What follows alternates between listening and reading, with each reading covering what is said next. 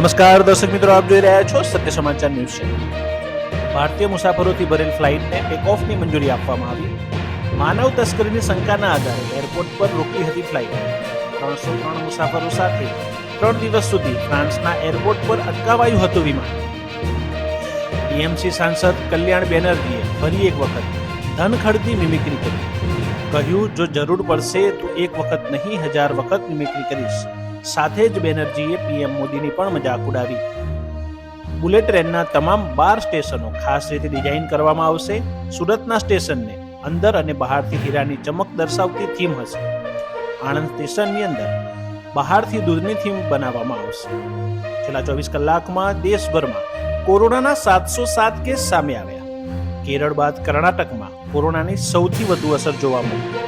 મહારાષ્ટ્રમાં રવિવારે કોરોનાના 50 નવા કેસ નોંધાયા. દેશમાં કોરોનાના નવા વેરિયન્ટ પર પરચો દેખાડવાનું શરૂ કર્યું. છેલ્લા 24 કલાકમાં કોરોનાના 628 નવા કેસ. આજ સુધીમાં JN1ના 63 કેસ નોંધાયા. સૌથી વધારે કેસ ગોવામાં જોવા મળ્યા. સમુદ્રમાં સમાઈ ગયેલ દ્વારકા હવે સબમરીન દ્વારા લોકો જોઈ શકશે. આવતા વર્ષે જન્માષ્ટમી અથવા દિવાળી પર શરૂ થઈ શકે છે પ્રોજેક્ટ. સબમરીન લોકોને 300 ફૂટ નીચે લઈ જશે.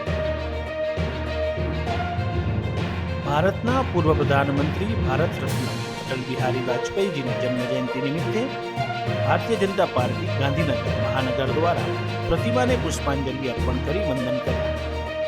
અમદાવાદના સંસ્કારધામ ખાતે રાજ્યપાલ આચાર્ય દેવવ્રતજીની પ્રેરક ઉપસ્થિતિમાં પ્રાકૃતિક કૃષિ મેગા શિબિરનું આયોજન. આવનારી પેઢીના ઉજ્જવળ ભવિષ્ય માટે પ્રાકૃતિક ખેતી કરવી આવશ્યક છે. રાજ્યપાલ.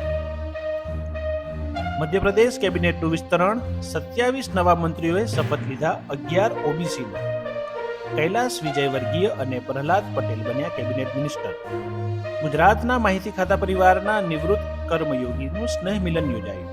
માહિતી પરિવારના નિવૃત્ત સંગઠન સેતુના પ્રમુખ પદે આરપી નાયક અને મહામંત્રી પદે કીર્તિ પરમારની વરણી.